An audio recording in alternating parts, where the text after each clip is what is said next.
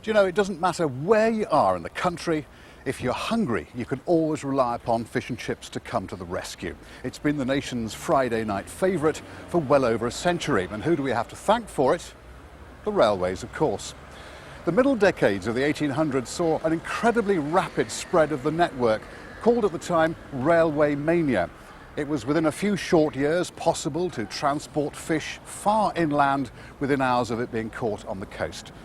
And the newspaper which it was wrapped in, well, it became possible wherever you were in the country to read papers on the same day that they were published. In every way, the railways brought our nation together.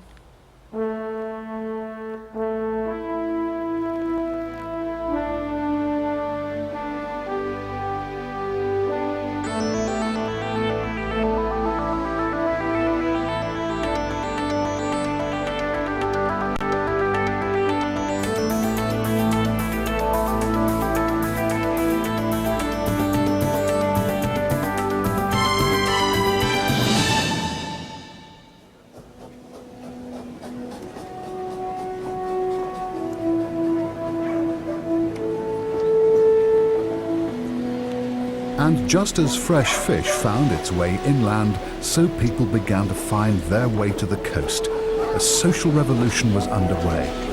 By the 1850s, barely 25 years after that first run on the Stockton and Darlington line, there were over 8,000 miles of railway in Britain. Time had to be standardised across the nation, and the main lines had sprouted branches which reached deep into the quiet backwaters of the country.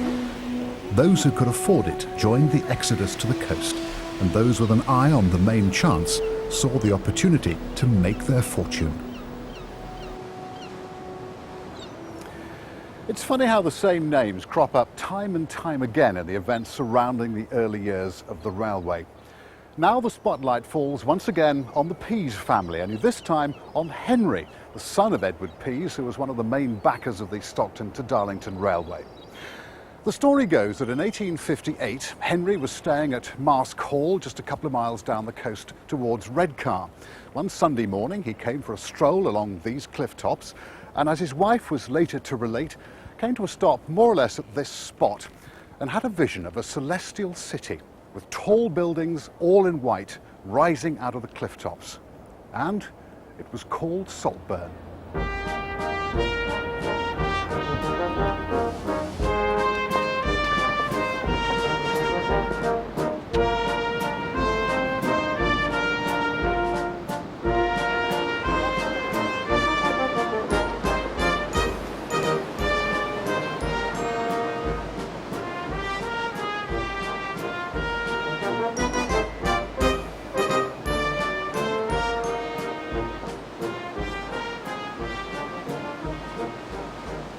Really and truly, if Saltburn started anywhere, Tony, it was here. That's exactly right. This is the hub of the whole development of Saltburn. The railway was extended from Redcar, Saltburn by the sea, and the first major building that was built was the Zetland Hotel alongside the railway station. The Zetland Hotel, of course, being the main attraction to bring visitors from far and wide throughout the country to visit this new resort. And this was the private platform? This was the private platform. Porters met every train that came in here and took their luggage and everything into the Zetland Hotel. If you imagine the situation, the train pulled into the station, which you can see through there, discharged the passengers who were going into the resort, and then the passengers due for the Zetland Hotel used to sit comfortably and patiently in their first-class compartments. The locomotive was loosed off at the front end, run round the back and push that compartment under this canopy that we're stood in, and the porters used to be waiting for those passengers to take the luggage, take them into the hotel and settle into the rooms that were allocated. Must have been a splendid sight to see that happen. All hustle and bustle. Yes. So in every sense of the word, a resort created by the railways. So Henry's vision of a white celestial city, I mean, pull the other one, he was a businessman. Well, he was a businessman who saw an outlet for his railway. For not only would that railway take iron ore away from the Upleathen mines and eventually be extended into East Cleveland, it would also bring a multitude of passengers of all sorts, because it was the age of the multi-transport. You know, plenty of people could travel on these new trains and travel anywhere they wanted to at a cheap rate as well. And the white aspect, Tony, there's more there than meets the eye as well, isn't there? Oh yes, well the white bricks, of course, were manufactured by the Pease family. They had a colliery Surprise, surprise. Yes, well, why not? They had a colliery in County Durham, and one of the byproducts was in actual fact the white bricks. The fire bricks, really good bricks though, you can see how they've lasted over the years. Haven't eroded with the salt weather or anything like that. And of course, every one of those bricks were brought in by railway. So the railway was providing such a useful purpose all the time for everything that came into this town of Salton-by-the-Sea. And it was so essential. That was the vision I see that he had this vision of using his railway to the maximum purpose, to take the iron ore back to the mills in Cleveland and everywhere else, and to bring in all the goods that the people that lived in the town that he was building needed. The Zetland Hotel with its private station was completed in 1863. It was sumptuous for its day, with hot and cold running water on every floor. At first it stood in splendid isolation on the cliff top, but as the 1860s unfolded, the town sprang up all around.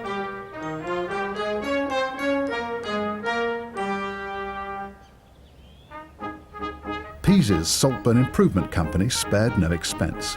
Even today, the glory of its buildings is unfaded by nearly a century and a half.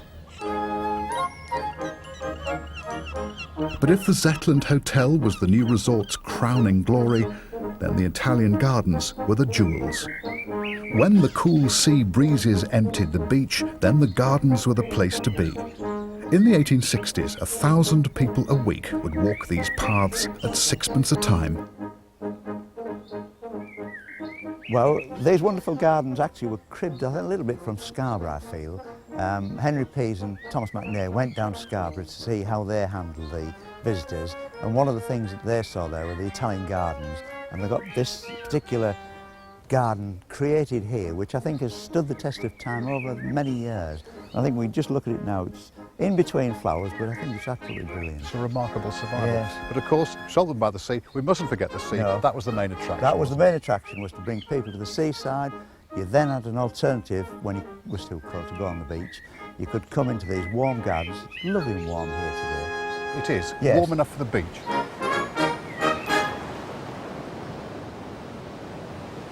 Well, we're walking on a piece of history here, Andy. The blocks we're walking on were originally blocks on the horse-drawn wagonways in Durham and parts of the Down Stockton Railway. They became redundant because of the modernisation of the railways, and I think this is a real good example of recycling. They brought these away to Salton-by-the-Sea, built the slipways and the promenades behind us with these blocks off the old wagonways and the Down Stockton Railway. Because they become redundant, in fact. Did become redundant. The horses walked down the middle of the old railway lines. Where they did away with horses and brought locomotives in, they could then span across the full width. That's an amazing story, because you can still see the holes in some of Yes, these that's blocks, right. can't you? In fact, some of them still show where the masons actually cut the shape of the chair out to settle the chair to the right level. I think this is really history here.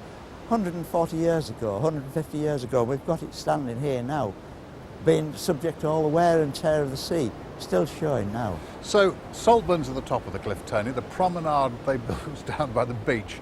Bearing in mind Victorian gentility, how did they solve the problem of getting people from the top? And don't forget the crinoline skirts as well, Andy. But there was only down here, there was a rough bank down here, which was called the Cart Bank. And very quickly they realised they had to provide some mechanical means of getting these people down.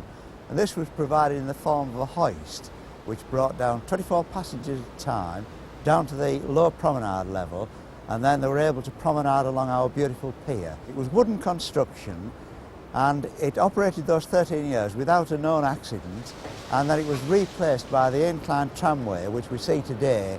The inclined tramway, of course, is a water-balanced tramway, still operating very much as it operated when it was designed, and it is the oldest operating water-balanced cliff tramway in the country. It is one of only 4 in the country, I think it is very special to Saltburn by the Sea. And the other thing that's very special, you already mentioned, it's the pier, because I think it's the only surviving pier on the northeast coast. Yes, it is the only surviving pier in the north of England, on the Yorkshire coast.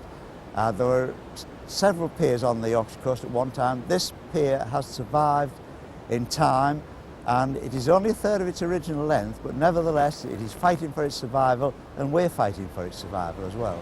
I mean, really, Tony, in every sense of the word, this is such a great testament to the Victorians and their railways. Oh, I think so. I think the Victorians, bringing the railway to a place like Saltburn by the Sea, created Saltburn by the Sea, and here we have it today. We're 140 years on, and we have the town very much as the Victorians wanted us to have it. We've got the people in the sea, we've got the people walking the promenade, we've still got this wonderful pier here for people to walk on, we've got the cliff lift operating, and I think that really is a legacy that the Victorians left us and that we really do appreciate. And of course we have the railways to thank for it all. Well, the railways must be thanked for it all. We can be in London in 4.5 hours from Saltburn. We've been to the heart of Essex in 5.5 hours. And I think that's really, in this day and age, I think it's a great credit to the people that laid the foundations for all this.